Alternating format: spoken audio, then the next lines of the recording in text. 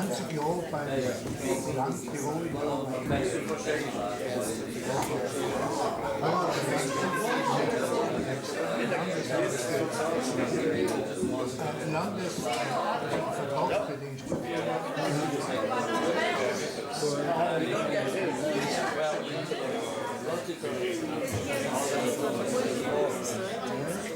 Got two things to celebrate today. We're sort of combining everything together.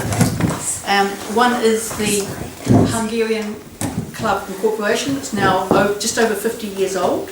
Is to thank Serena at the back there, who's taken some of my research and created a lovely plaque of all the founding members of the club. So we're going to have this hanging in the hallway, and there are 79 people on this list. So these are people who either lent money to the club to get it started, and as you can tell from my newsletter article, another ad, a lot of people actually put in $300. And in 1975, that was a lot of money. I had one young man say, I was earning $1 an hour, and I was asked for $300, but it was for the Hungarian Club, so I gave it to them. 1975 was a special year. Apparently it was my birthday on a day, and I was leaving the next street, and I walked there and come here and seen this building for sale. And I seen it as a real estate who's selling it. I bought the shop from him and the Brighton house, and we become friends. And I said to him, I'm interested in this building. Can I have a look at it? He gave me the key and gave me another building too. And I decided, no, this is a right one. And I went back and I said to him, could I have a key again? He said, just keep it. I keep the key, never even give him back, ever. And then I asked Joe Dallas and Joe Kish to come over to have a look at it. Then we ring up Totka, Laci, Radoti, and we get a telephone book, and we decided break it down of 5 different places, and everybody look at it. Is any Hungarian that find, bring them up and make a meeting here. And the first meeting, everybody, and we got one of the guys who was very much involved with buildings, Judith, and he climbed underneath the building everywhere, and we said, that's a fantastic building, no border, no nothing in it. He said, well worth it. This here was that high. It was a platform, because that was a Salvation Army church, and they were selling it. And at first I went back to the real estate, and it was $14,750. And I said to him, can you cut something off? And he cut $250 off from it. And I said, okay. Then we asked him if we can have a meeting here. They say only afternoon after 2 o'clock till 5. Okay, we called the people in together. He was up in a platform. Myself was Radnoti, Totkalati, and Katunkabela. And we discussed it all with all the people. And we make another meeting the following week. And then we decided to ask the people to each family give $300 to put the money together so we can purchase. We got $11,500. So we did pay $7,500 for a club deposit, and we said, can we pay enough, because we needed some money because we had nothing. Just a platform, I had to lower it down and do everything. As done that, we don't have table and anything. And this table, the four of us made it. In Kovac Furniture was Laszlo Totka, was Steve Gall, me, and Sándor Tóth. We done it, 4 of us together. What's the name? Stephen Gall, he bought the formica. covered furniture, give the rest of it, and he pressed it on, sent the wife to press it on, and we put that together for about 2 weekends. And that's how we got 10 tables. And that's 50-year-old now, and the still is a perfect table. So that's all what I have to donate that, because I can get on it long, but let's have started.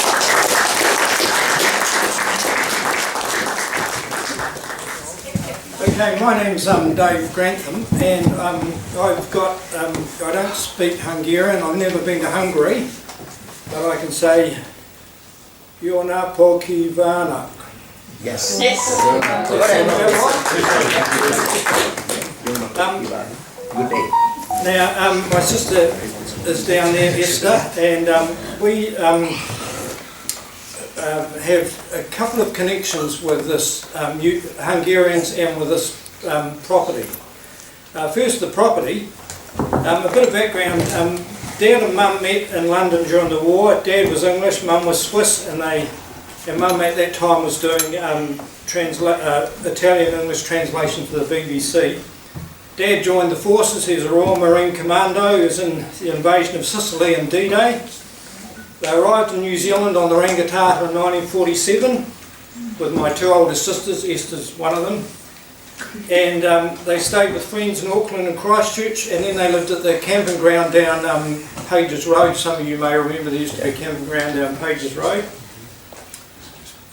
When they were living there, at about a year old, Esther was put in a playpen next to some sheep in the next paddock, and she learnt to bleat like a sheep before she could talk.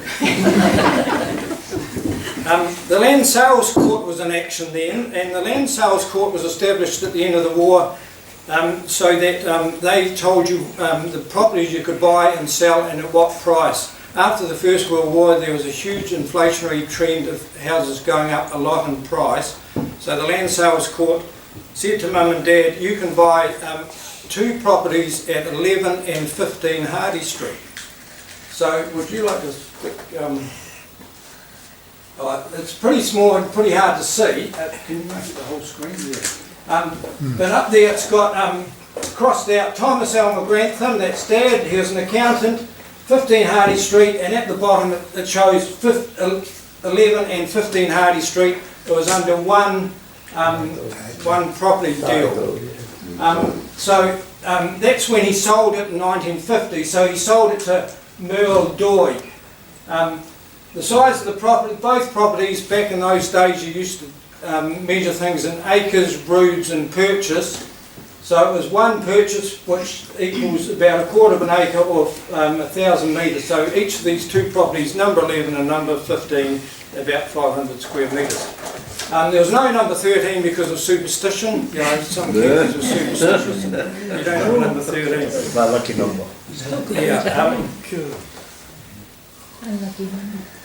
So I've got a couple of photos here of everything around the property. I haven't got a photo of this property, so can I have the next one? That was number 15 Hardy Street there where Mum and Dad lived, and Esther and my older sister and a couple of other family. So that was right next door there. Okay. And so they let out, the house that was on this property, they let out to somebody, and then they moved on. Another one I can show you, that's Esther living next door there in about 1949. Okay, that's my cute little sister down there. The next one. So both those 2 are coloured slides that Dad used to take. That's the house across the road, taken in 1949. So when you go out today, you can look across the road and you can see that house still there. Okay, so this hall was, you know, with the Salvation Army connection. I googled the Salvation Army in Hungary, and I see that Salvation Army went to Hungary in 1924, so they've been there a bit over 100 years. They got kicked out in 1949 and went back in 1990. So the next slide. So that is the hall on opening day, January the 22nd, 1927. So in about 15 months' time, you can have another celebration to celebrate that this building is 100 years old. Wow. So that was in Seaview Road, round the corner. Just if any of you know Brighton, Straw Motors, just round the corner. That's where this building was. Yeah. So then the property was shifted in 1964. The next one. So I found that in the press. That photo in the press. And it actually said, the caption with it actually said, the Salvation Army Hall in Seaview Road, New Brighton, being moved yesterday to make way for a block of shops. The building was taken to a new site in Hardy Street. So the art arrived about the 16th of July 1964 here. Occasionally I used to come past here and I saw the hall here, and I always used to wonder who it belonged to, because I never had a sign outside. And then I came to the your uprising commemoration service last October, and I came here for lunch, and you unveiled the sign, and at least everybody knows now this is the Hungarian Club, you know. Okay, the other connection I have with Hungarians is the Cserepanyi family. Yes. Anybody remember the Cserepanyi family? Bakers. Yeah. So what happened was my sister Ruth, that's the oldest sister, she went to a sort of like Christian youth camp about January 1956, no 1957, sorry, and so they had this bit of discussion about the Hungarian uprising and about the humanitarian crisis in Austria and all that sort of thing, and so so she went home and said to Mum and Dad, well, how about we billet some of them when they come to New Zealand? So the Cserepanyis turned up. This was the caption, and I don't know if you can read that. I'll just read it out. Third draft Hungarian refugees. Some of the 52 Hungarian refugees who arrived by 2 aircraft at Christchurch Airport on Saturday evening. This brings the total in Christchurch to 104. Now this is where Kiwis got totally confused. Mr. Cserepanyi Dennis, with his wife and 2 children. Now she might have said, her name was Alorna, and she might have said, my name is Alorna, so they thought that was Fiona. And so then they called Dennis, young Dennis, Fiona, and their daughter, I don't know how you say it. Ashibet, yeah. So, and then they say, Mr. Dennis is the cycling champion. So, so you guys are totally confusing to Kiwis. So I feel sorry for the reporter who had to work all that out. That was a photo of a collage of a whole lot of photos. If any of you are interested after, you may recognise some other people that arrived at that time in Christchurch. I don't know if any of you spoke, or one of them. Anyway, they came to live with us, and I guess language was a problem. Mum was Swiss German, so they may have been able to communicate in bit in German. In our family there was Mum, Dad and 6 kids. Fortunately we lived in a big house in Alderman's Road. Got that photo? Yeah, so that's 156 Alden's Road, and if any of you know the Alden's Road area near Linwood Ave, there's now the Ministry of Social Development building that's on that property. So that was a half-acre. Luckily we had 6 bedrooms. So when the press article of the Times said about Dennis, Mr. Dennis, I was still getting confused with the surname, had planned to escape from Hungary long before, and he was quick to take advantage of the opportunity afforded by the revolution. Mr. Dennis, at times carrying his 2 children with his wife, walked about 20 miles to the Austrian border. Dennis and Helen, we called Mrs. Cserepanyi as Helen. Dennis and Helen didn't have a happy introduction to Christchurch. Another quote from the press. Mr. Cserepanyi, that got his name 2 days later, they sorted out what his surname was. Mr. Cserepanyi, riding a borrowed bicycle alongside his wife in Gloucester Street, was travelling to a meeting of the Hungarians when he crashed into the right-hand open door of a car which had just been parked. As he fell, he catapulted into his wife, and she in turn collided with another cyclist. And no doubt there were Mum and Dad's bikes they were riding at that stage. So we gave the family the use of 2 bedrooms, but they preferred to sleep all together in one. So we all squashed up into the rest of the rooms. They may have stayed with us about 2 months.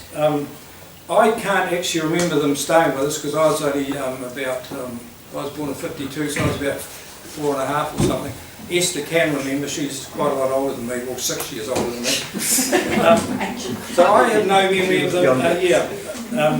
Ruth our oldest sister, has a memory of Dennis. We used to get bottles of orange concentrate cordial back in the day that you'd water down to drink.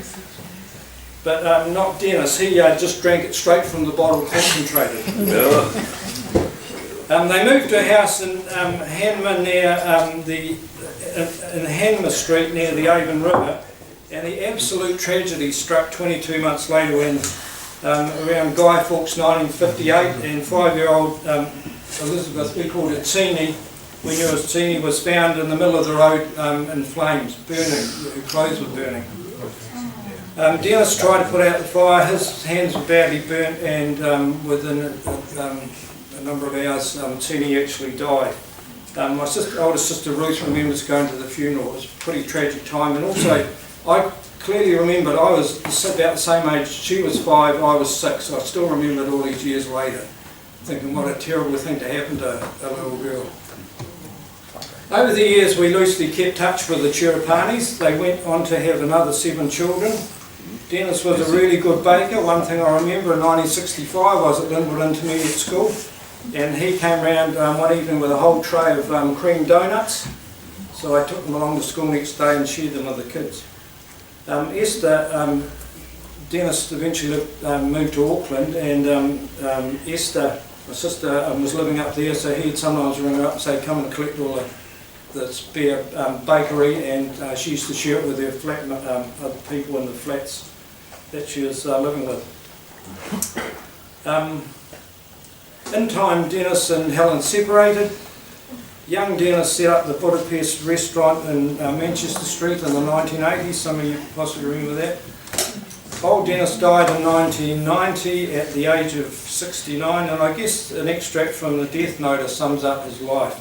This is from his death notice. A man who had a will that carried him through adversities that many couldn't imagine, and yet maintained a character that many admired. He was as well liked as disliked, remembered by many, and unexpected loss to all who knew him. So Helen, his wife, died in 2009, and the 3 of them, Dad, Mum and young Teeny, are buried together in the Memorial Park Cemetery. Thanks. Thank you. Now we're going to switch completely. Tisztelt honfitársaim, tisztelt klubtagok és tisztelt vendégek! Augusztus 20 ünnep a szó legteljesebb értelmében. A múltunkra emlékeztető és a jövőnket újra reménnyel megtöltő ünnep. Ilyenkor előtérbe kerül, ami igazán lényeges, és háttérbe szorul a lényegtelen. Szent Istvánt magunkban hordozzuk, részünké vált. Szent István megalapította a keresztény Magyarországot, és tudatos döntéssel a nyugati világ részévé tette. Több mint 1000 év után nem akad egyetlen ember a magyar világban, aki ne tudná, ki volt István király. Emlékét őrizzük nemzetünk alapító tagjaként. Szent István a következőkre figyelmeztette fiát, Imre herceget az intelmeiben. Szelídség, türelem, könyörületesség, mértékletesség, alázatosság, becsület és szeretet. Ha ezen értékek mentén élünk, vagy hozunk döntéseket, akkor büszkék lehetnek ránk a mi utódaink is, mint mi Szent Istvánra. Szívvel és lélekkel kell ünnepelnünk magyaroknak ezt a napot. Megérteni Szent István király törekvéseit, amit a hazáért tett, mindezeket elsajátítani és beépíteni a mindennapokba. A magyar öntudatot nem csak az augusztus 20-ai megemlékezés során kell érezni és hangoztatni, hanem a szürke hétköznapokban is. Minden magyarnak kötelessége ezt megőrizni, ápolni és továbbadni az utókornak, hogy a következő generációk is táplálkozzanak, amikor a hazaszeretet kerül a középpontba.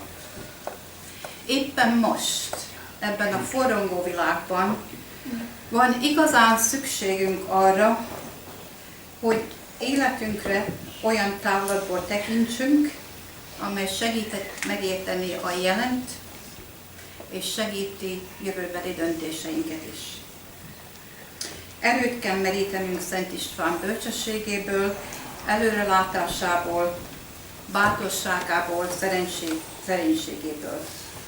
Ezen a napon van alkalmunk végig gondolni, hány balszerencse, hány viszály és hány igazságtalanság ellenére erős maradt a magyar nemzet. Ahogy Kölcsei Ferenc is írja a himnusz első és utolsó soraiban. Szállj meg Isten a magyart, kit vészek hányának, nyújts feléje védőkar, tengerén kínjának. Balsos, akit régen tép, hozz rá vég esztendőt, megbűnhődte már a nép, a múltat s jövendőt. Ahogy mondtam, ma a keresztény állam megalapítását ünnepeljük. Szent István bátorsága nélkül nem lett volna független és erős. Szent István népe a magyar.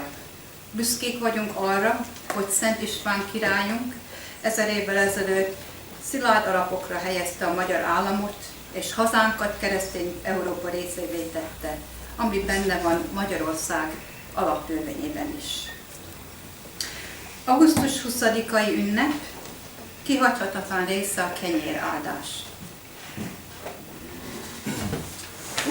Oh, fantastic, thank you.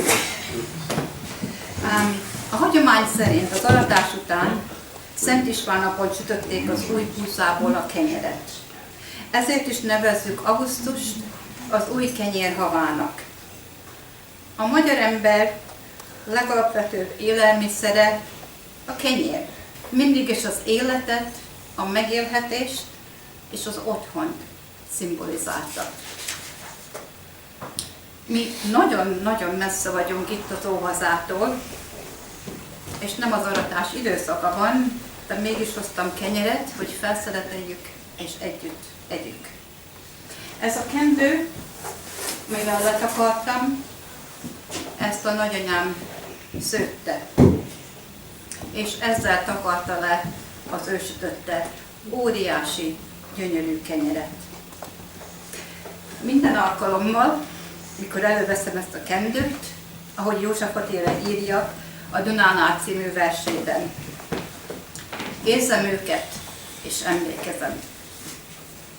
Emlékezzünk! Isten éltesse a magyarokat, bárhol a világban, és Isten éltesse Magyarországot. Dear Hungarians, dear club members, and dear guests, every year on the 20th of August, Hungary celebrates the establishment of the Christian Hungarian state. On this day, it is important that we look at the past, which helps us to understand the present and helps us in our future decisions. Without the wisdom and bravery of St. Stephen, the free and independent Hungarian state would not exist.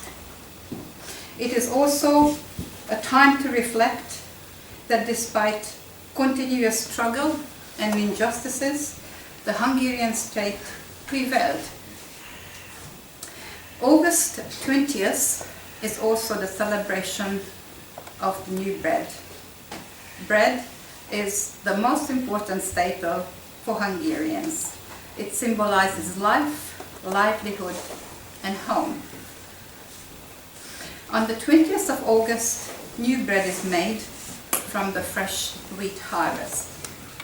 The bread is blessed, cut up, and shared. And as I said, I brought with me the very towel my grandmother used and grandmother made on the loom and used to cover the bread she made, the beautiful big bread she made every single week. When I look at it, I feel my ancestors and remember them. God save all Hungarians wherever they are, and God save Hungary. Thank you. Well, not just this. I've looked at how the 20th August has actually changed over the years. So originally, as Judith said, it was St. Stephen's Day, and St. Stephen was canonised on the 16th of August 1072. He actually died about 20 years before that. And it became a really popular holiday, not just in Hungary, but in the whole of Europe, that is St. Stephen's Day. Over time, though, it did move about. It wasn't always on the 20th of August, it was in November at some stages. Some stages it got dropped off the calendar completely. And then, I know we've got our Austrian friends here, but then after 1848, for a brief time, it was banned in Hungary because it was considered to be anti-Habsburg. That only lasted about 40 years, and it came back again. But it was always a religious holiday, looking at the importance of the Hungarian Christian state and the importance of St. Stephen as our first king.